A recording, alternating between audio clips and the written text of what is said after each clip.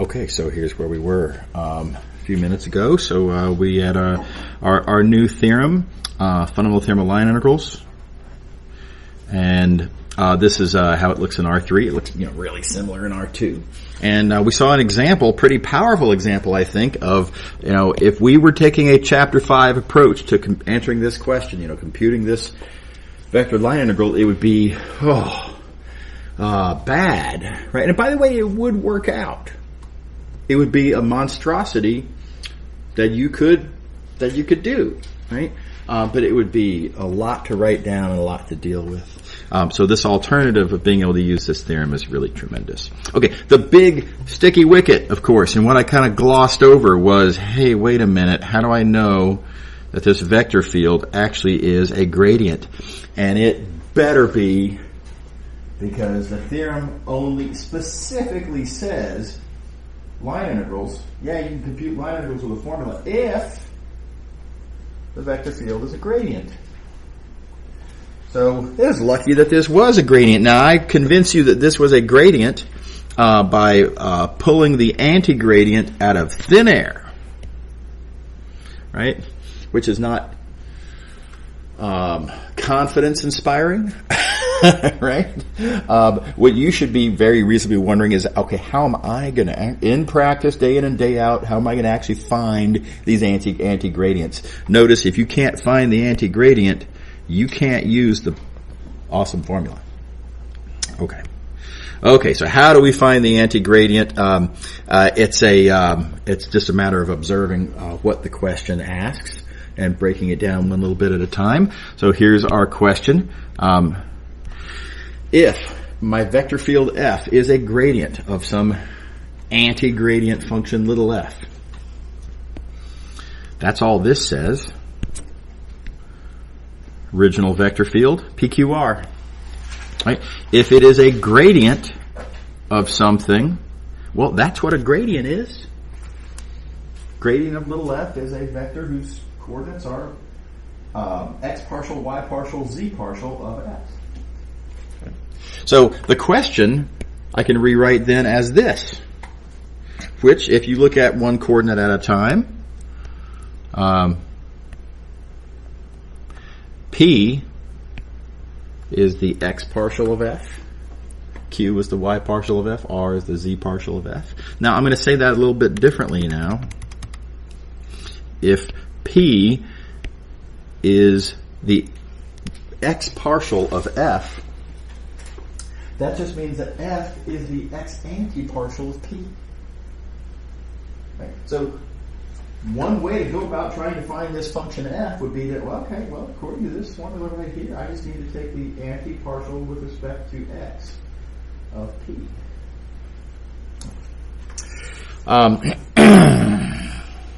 And you can look at the other coordinates here. That tells me that, and this tells me this. Okay, now you could view this as, hey, I've got three different alternatives for computing f. That's not what we have here. What I have is three different formulas, all of which have to be true, right? So this is not three options. This is three requirements. I need for P, Q, and R each to be the appropriate partials of f. Therefore, I need f simultaneously to be the x partial of P, x anti-partial of P, the y anti-partial of Q, the z anti-partial of R, all at the same time. And you probably see this coming, but it isn't always the case. I mean, if you look at this little algebra problem of, is this and this and this, are they all the same? Well, very often they just aren't the same. In which case, there is no f, your vector field is not a gradient, and you cannot use the fundamental theorem of line integrals. So that happens sometimes. All right, now I've been glossing over a little detail here. Let's look back at, in fact, I'll zoom in for focus. Let's look at this pair of equations right here. here's writing it as a derivative, here's writing the same equation kind of as an antiderivative. And notice anytime, of course, you take antiderivative, you have to say plus c. So let's talk about that plus c. Why do I have a plus c here? Well, because when you take a derivative of both sides of this equation, you should get that equation and constants, when you take their derivative, turn into 0.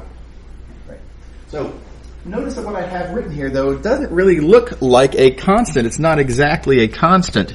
But this is something, because it's a function of only y and z, this is something that when you take the x partial of it, as one would to turn this equation into that, x partial is 0. Right? So when I say that f has to be the x anti-partial of p, it's not it has to be that specific, whichever one you happen to write down when you take the anti-partial. Any function of y and z alone, any function that has no x's in it, you can put that in there for free. There's your flexibility. You can put that in there for free because no matter what this is, when you take the x partial, that's going to work. Because this little flexibility that you added in, this function of y and z, in taking that x partial, it just poof goes away because it's got no x's in it. Okay, so we have 3 problems and 3 tools. The problems are that I need all 3 of these expressions to equal to the same thing. That's a problem. The flexibility is that I get these functions that I get to choose to be whatever I want. And so let's see an example of how this game plays out. Let's look at this vector field right here. Suppose I want to take an anti-gradient of that vector field. Now notice it has 3 components, 1, 2, and 3. So there's my P, Q, and R. To find an anti-gradient, I need those to be partial derivatives, or said differently, I need f to be their anti-partials. So you can see right here, P, I already forgot the colors I used, Q, and R, taking their corresponding anti-partials. I need these to all be the same thing. So I need, you'll notice that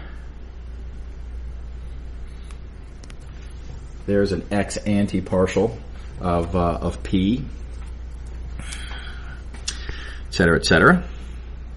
But don't forget we've got these constants over here that we can play with. So in my quest to make all of these all equal to the same thing, I get to make these whatever I want. Now, if you kind of ignore your constants, then you're going to lose this game. And you can see it right here. These are just not all the same. The casual inspection, clearly different, right? So the game is, can I think of something that I could put there, and something I could put there, and something I could put there that makes all of these the same? And here's the idea. I see a 2yz in both of these, but not up here. And so I'm going to let this be 2yz in the hopes that I might still be able to pull this off. Right? Does everybody see my motivation there? It's just optimism.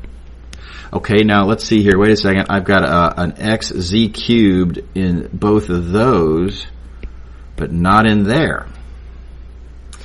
Oh, hey, maybe this, I could make that xz cubed, and now, hey, everything's lining up. Finally, x squared y is there and there, but there's no x squared y in there. Okay, well then I'll make this x squared y. And now, motivated, as I just discussed, to make those choices for C1, C2, and C3, notice all 3 of those expressions are, as required, they are all this. Everybody happy? Okay, so that's how the game is played. You won't always win this game. Sometimes the game is just not a fair game and you just can't win, and there is no way to arrange that. And there's a simple interpretation of that. If there's no way to win this game, and there's no way to make these things all equal to each other, then there is no anti-gradient. Your vector field is not the gradient of anything. And so you just flat can't use the fundamental theorem of line integrals in that case. Okay. Alrighty. Questions? Is everybody happy? Okay. Alrighty. Okay, so moving along. Okay, so y'all remember the pattern? We played a certain pattern over here in columns 0 and 1. And we ended up with, again, kind of ripping off the ideas that led us, in a certain point of view, led us to the fundamental theorem of calculus. We applied those same structural ideas, strategic ideas, in this other setting. We got a brand new theorem, fundamental theorem of line integrals. We are now, as I sort of hinted at the time, going to try to do the same thing over here. And this is where you're really going to have to open your mind now and think this is going to look pretty different. But the pattern on the diagrams is going to be the same. Following the pattern on the diagrams diligently, this is going to be how we're going to make our way through these ideas. So, following the pattern, the geometry will all be different. But following the pattern, we're going to consider, okay, suppose I have a vector field here in column 1. And suppose I have a domain in column 2. Okay, that's a two-dimensional region. Now, keep in mind, we are still in R2. If I were to take the boundary, and if I were then to evaluate that line integral, so if I look at a vector line integral of some vector field around a boundary of a solid two-dimensional region, question, can I find a way to reinterpret that as something that adds up over the interior, that adds up over that original domain? Can I view that as a summation, like a double integral? Do boundary curves add up over the interior of the two-dimensional region? Is kind of what we're asking here. Okay, so that's our question. So we're going to take our solid. Here's our solid. And I'm going to chop it up in a bunch of little pieces, like so. And the analogous question to ask in this context, kind of like the whole telescoping summation thing that we asked previously, was keep in mind we're not looking at f of b minus f of a. Now we're looking at boundary line integrals. So I'm going to ask on this picture, if I were to look at the line integral around that boundary of this little region, and let me zoom in so we can see better. If I look at the line integral around the boundary of that little region, and if I then add the line integral around the boundary of this little region,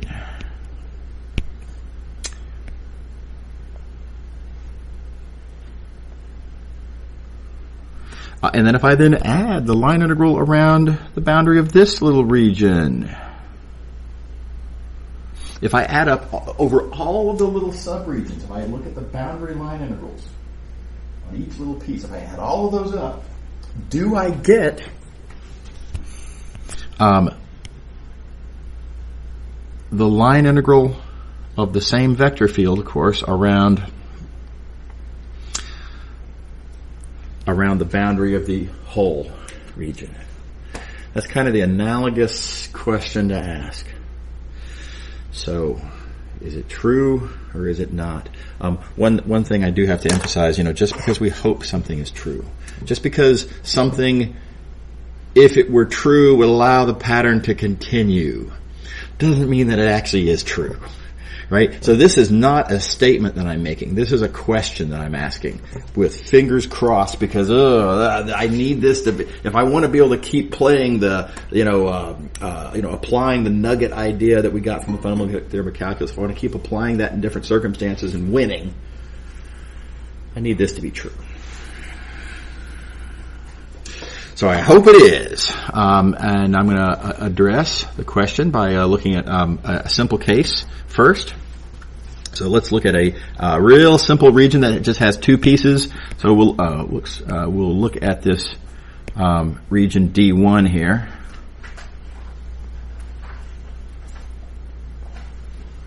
And we're going to think about a line integral around its boundary.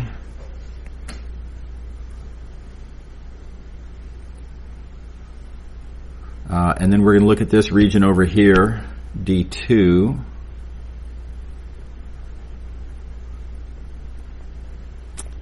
And we're going to look at a line integral around its boundary.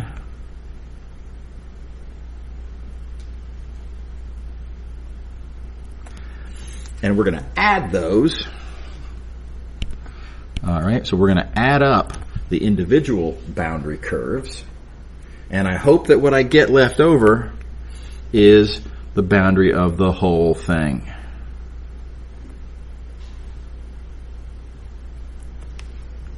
All right, here we go. Now, got to be real careful with how we write this down.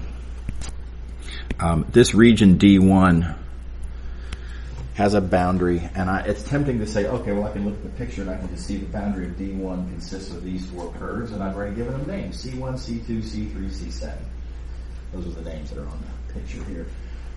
But you got to keep in mind, these curves, C1, C2, C3, and C7, I wrote those curves down on this picture before any question came up about what the boundary of D1 is, right? So these are named and oriented independent of D. Independent of D1, independent of D2. Okay. So when I say the boundary of D1 is these four curves, okay, well, we've got to be careful about this. The boundary of D1 has to go that way on C1. Oh, conveniently, C1 does go that direction. How nice. The boundary of D1 has to go that way on C2. Oh, lucky break. C2 goes that way also, etc. Boundary of D1 goes in the same direction as C3, and the boundary of D1 goes in the same direction as C7. So it is conveniently the case that the boundary of D1 is just the plain old, good old sum of those four curves. Okay, but don't get overconfident. That stuff always works out. Let's think it through on the other side now. The boundary of D2 has to go that way on C4. It's positive because that's the direction C4 goes. It's got to go this way. That's the direction C5 goes, so we get plus C5. It's got to go this way. That's the direction C6 goes, so we get plus C6. But boundary on D2 on that left edge has to go that way. I don't care what arbitrary choice you made. Oh, I wrote down C7 as upward. Okay, that was a choice. Doesn't mean anything. But when you say boundary of D2, there's a convention. It goes that way. It is going unavoidably opposite of the direction of C7. Everybody see what I'm talking about here? So the boundary of D2, C4 plus C5 plus C6 minus C7. Okay, so that's a little ugly there. But because those orientations are opposite, we get a minus sign, and thus this. And there's that minus sign right there. Everybody good? All right. Now, our question though was, what happens when I add these? If I take, that boundary and if I add that boundary, do I get, hopeful, do I get that boundary? There's the question. And, well, let's follow the algebra. I want to get this all on the same page here. That green boundary we computed. The green boundary was this. The blue boundary we computed was that. Notice, awkwardly, this minus sign right there. Right? But now, lucky break, and let's go down to where I can see the algebra a little bit better. Lucky break, check this out. C7 now, when I'm adding these two boundaries, boundary D1 plus boundary D2, when I add those up, C7 appears twice with opposite signs and cancels. Where have I seen that before? I mean, this is the same kind of thing that happened when we were looking at the fundamental theorem of calculus, when we were looking at the fundamental theorem of line integrals. So this little minus sign here, it's not bad news. It's good news. This is what allows for a certain cancellation to happen. Now we've got to see how this plays out. But it's looking familiar. Okay. Right. So that cancellation happens, and therefore this sum is C1 plus C2 plus C3 plus C4 plus C5 plus C6.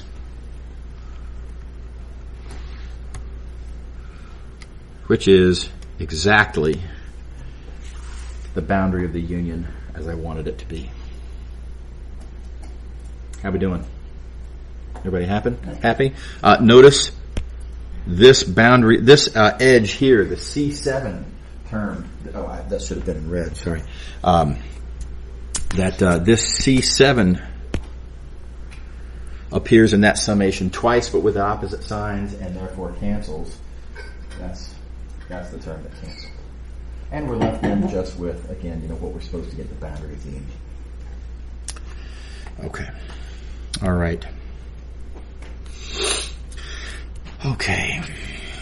So let's take a different point of view on this. Now look, you can write it down algebraically, and I think this is a healthy exercise to see where is the cancellation as a result of where is the minus sign, and see that everything adds up as it's supposed to be. And, here's our final punchline. The sum of the individual boundaries is the boundary of the union. Right? But another way to look at that is to you don't have to write it algebraically. You can just write, geometrically what these orientations are. We are in the fortunate position that these orientations have pictures. There's all the participants in that little algebra that we just did. I don't need to give this a name and call that C7 and worry about, which one of these is the positive and which one of these is the negative. And, oh no, is this positive and this negative, or is this positive and that's negative? All that matters is that these are opposites of each other. And whether this is plus C7 or whether this is the minus C7, I could have oriented C7 the other way. It doesn't matter. The point is that these are oriented opposite of each other. And however you choose to define this edge, C7, these two terms are going to cancel. Right? So the way I want you all to think about this is that the boundary of D1 is this, and the boundary of D2 is this, and these cancel. Thus leaving you with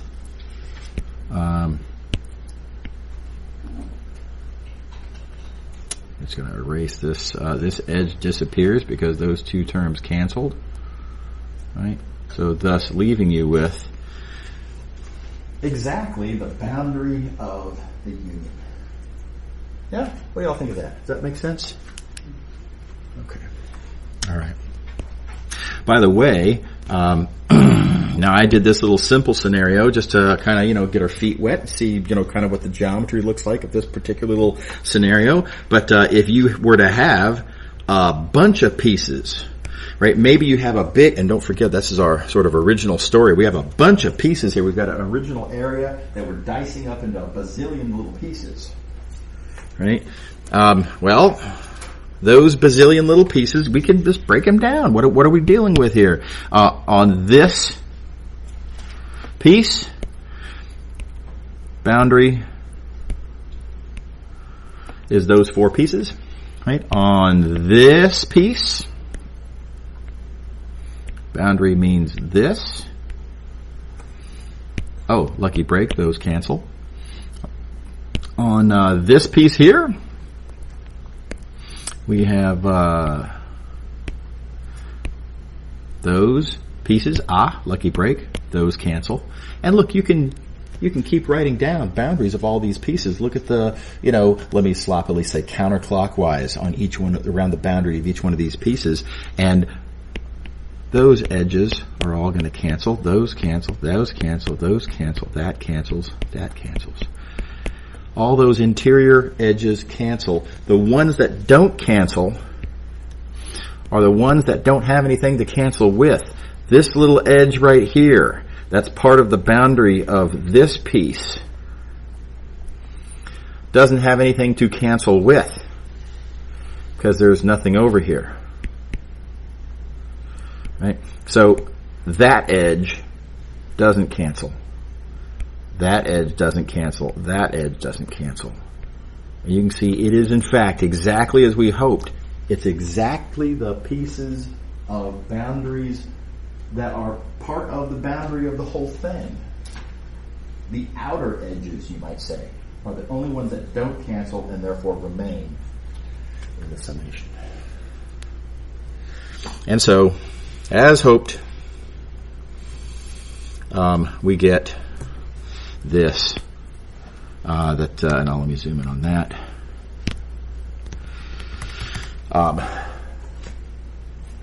If I take the boundaries of the individual pieces that I slice up my domain into, if I look at all those individual boundaries and add them up, I get the boundary of the whole thing. Now keep in mind what I mean by adding, when I say adding, little chunks of curve. All these are all chunks of curve, right? Adding chunks of curves mean that when I do a line integral, what I'm talking about is just add the individual line integrals over all these little pieces. So what we have then is a statement that I'm going to rewrite as a statement about line integrals. The summation of the line integrals around these boundaries is equal to the line integral around the boundary of the whole thing. And that's what I have written down right here.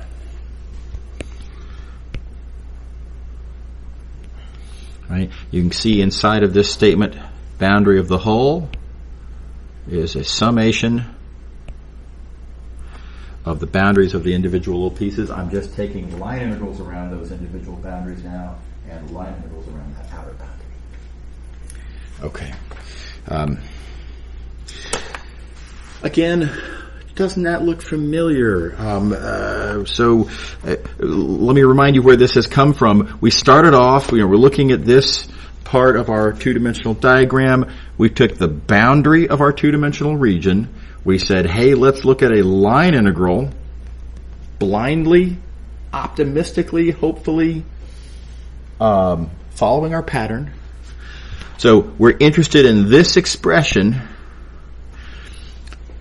just because, this is like the f of b minus f of a when we were doing the fundamental theorem of calculus. Fingers crossed, I hope this works out nice. I wanted to view that as a summation. Specifically, I wanted to view that as a summation that is a summation over kind of the whole interior domain, and here it is. I have a summation that's happening here. This line integral that I got from the blue pattern, that line integral is a summation of line integrals that are computed over all the pieces of that domain. And so I'm a hop, skip, and a jump away from being able to rewrite this as a double integral over that domain. Things are starting to look kind of good. Is everybody on board? Okay. Right. Okay. So, no matter how you slice it, this always adds up to the same thing. Therefore, this expression is independent of n. It doesn't matter what n is. You always get the same value. So I'm going to take I'm going to take a limit of this expression, because I'm taking a limit of something that's never changing, and so therefore taking the limit is kind of free. Just like we did when we were looking at the fundamental theorem of calculus. I mean, again, I'm shamelessly copying, right? And just, of course, we have to check as we go along that everything actually works, right? But in terms of my motivations, why am I going in which directions? Well, it's because this is what worked nicely in a previous context. I'm going to multiply and divide by area. Well, in the context of the fundamental theorem of calculus, we multiply and divide by delta x. Here I'm multiplying and dividing by delta a. Well, so it's a little bit of a change. Why am I doing this differently? Well, because I want this to turn into a double integral. Right? That's my goal. That's my target. And to make this look more like a double integral, I need to have a delta a over here. So I do what I have to do to hit my goal. And now we have this expression here. It kind of looks like a double integral. Not exactly. I'm going to rewrite this as a double integral. Again, there's this little sloppiness of the limit was on the outside of the summation, but I'm going to apply it to the part of the summand that becomes the integrand, kind of on the inside of the summation. This is sloppy. There are things that have to get said for this to be right and proper, and I don't want to get bogged down with that. And this is an engineering-oriented course, and we don't need to worry about that. Take an analysis class, this will all be cleaned up. Fine and dandy. But for our context, I think this is appropriate. So, and really plausible, right? We're taking a limit. This expression seems like it should become whatever its limit is. I don't know. I find that very believable. And we have here kind of a double integral. Awkward, though. This time, we're not recognizing this expression. When we were playing this game with the fundamental theorem of calculus, at this stage in the argument, we were able to say, oh, yeah, that's a derivative. No such luck here. So here's another place where I'm going to sweep some things under the rug. So even though this is not something that we recognize, it is nevertheless something that can be calculated. And those details, I think, they're details, and it's not something we need to worry too much about. So I'm going to just assert that this formula here computes that expression.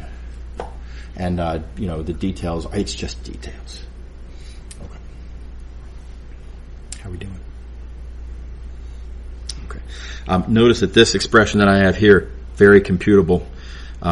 P, that's the first component of the vector field. Q, second component of the vector field. This just says take those components, do a certain take a couple of partial derivatives and subtract, apparently. And that is what this integrand is. And so we now have a theorem. What I had previously had there is this, and we've got ourselves a new theorem. And this says that the line integral around the boundary of a domain is a double integral over that domain itself, where the integrand of that double integral is this new expression, dq dx minus dp dy. So structurally, this is a lot like the fundamental theorem of calculus. Let me show you how this looks on the diagram again. Our goal, keep in mind, where we were going was we said, look, let's take a domain, let's look at its boundary, we evaluate. Okay, so apparently we're interested in boundary line integrals.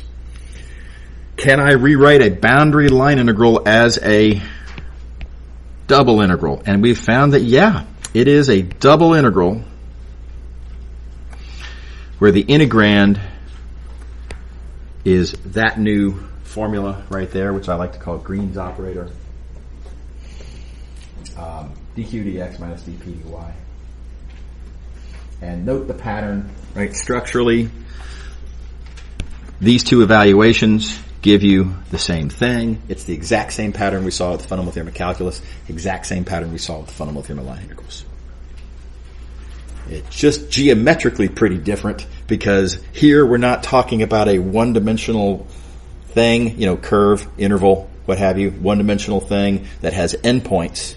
Here we're talking about a two-dimensional thing, a region in R2 whose boundary is a one-dimensional curve, right? So we don't get that familiar f of b minus f of a formula, but nevertheless, this is the closest thing to it in this two-dimensional, thinking about a two-dimensional domain instead of a one-dimensional domain. This is kind of the analog of fundamental theorem of calculus.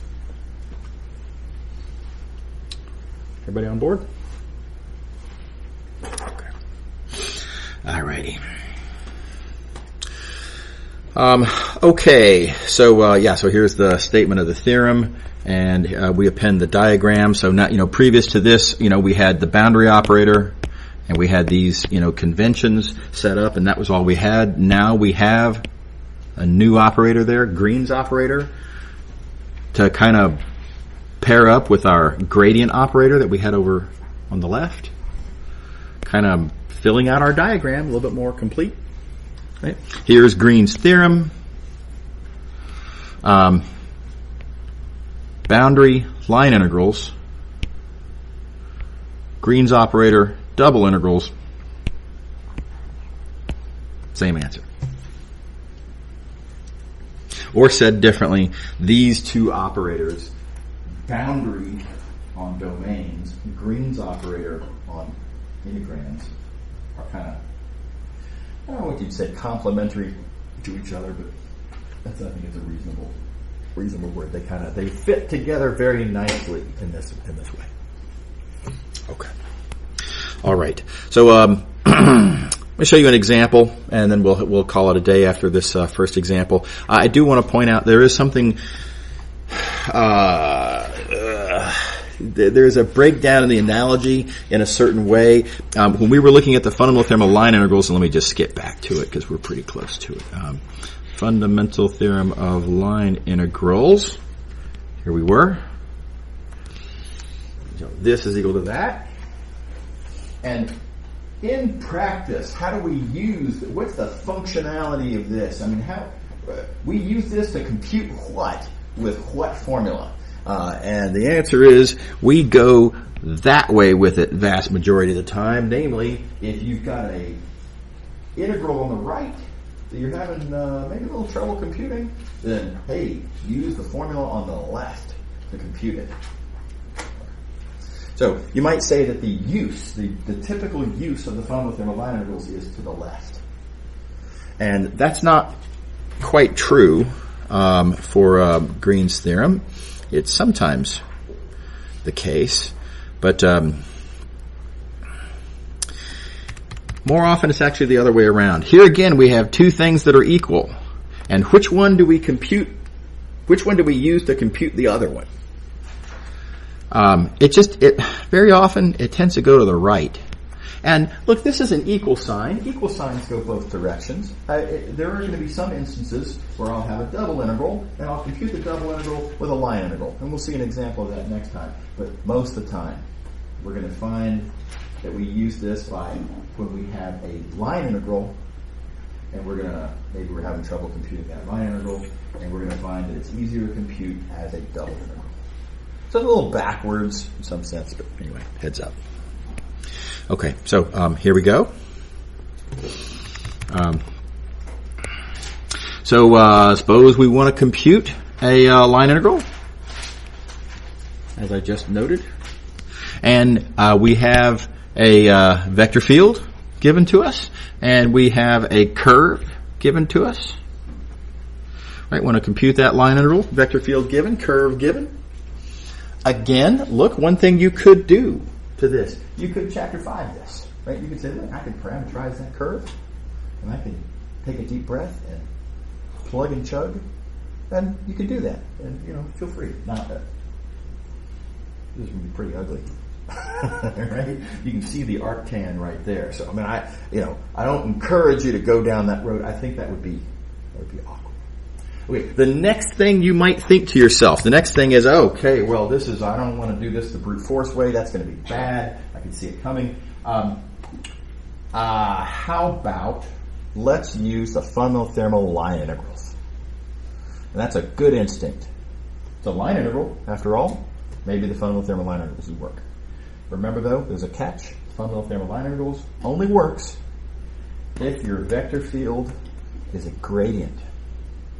And you've got to play the game to find that anti-gradient. And let me go ahead and just, spoiler, you're going to lose that game. For this case, this vector field, it just isn't a gradient. It's just not. And it's not that it's algebraically intractable to find it. It's that it is not a gradient at all. Okay. So, we're going to use Green's theorem. Here it is. Green's theorem says that if you find yourself looking at a line integral, you can compute it instead with a double integral.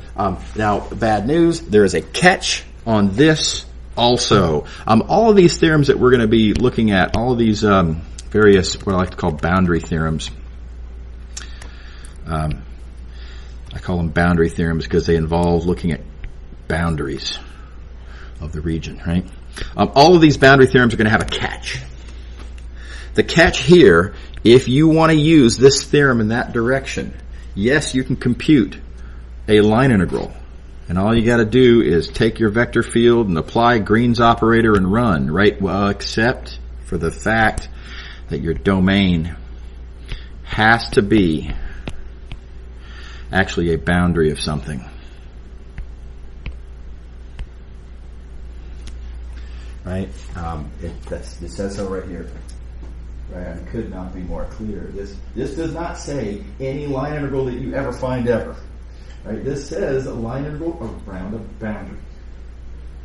And look, you can look back at the argument that we made. The way we made this argument work is that we started looking at this line integral around a boundary, and we observed how it actually accumulates over the region. Right? We used the fact that these were boundary line integrals to motivate the theorem.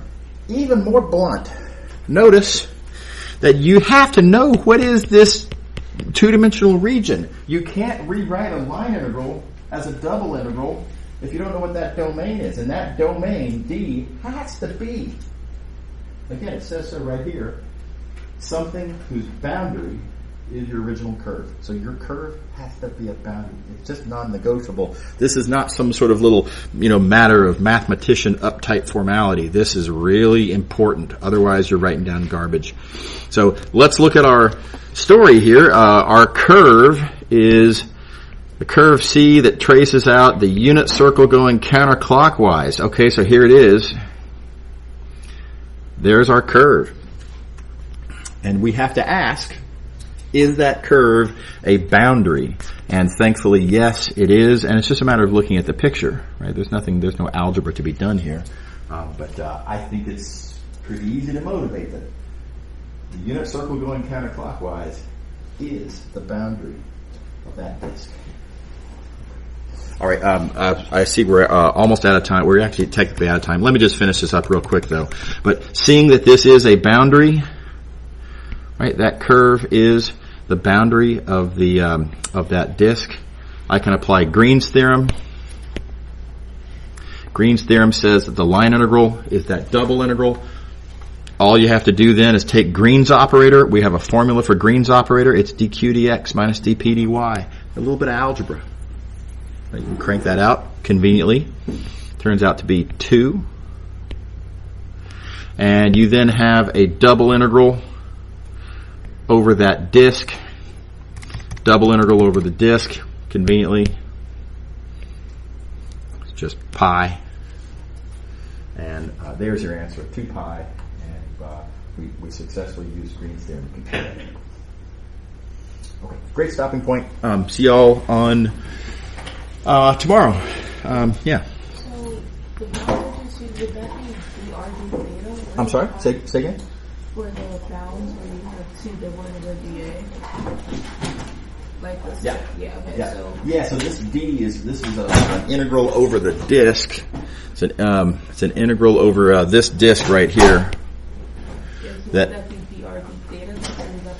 Yeah, you can do it if you want to do it in polar coordinates. You can. Yeah, I guess you could do it in rectangular coordinates. I'm just making the argument here that because this is the unit disk of radius 1, I'm just going to say it's a barnyard variety geometric figure, and the area is clearly pi. Oh, okay. Yeah, so you don't have to crank that out here. We're going to capitalize on the fact that we know. And by the way, notice that this integral right here is an area, right? This just says double integral of 1 means we're literally adding up little pieces of area. That gives you the total area. So and then you can just cite old geometry facts that area is pi. Yeah. Okay.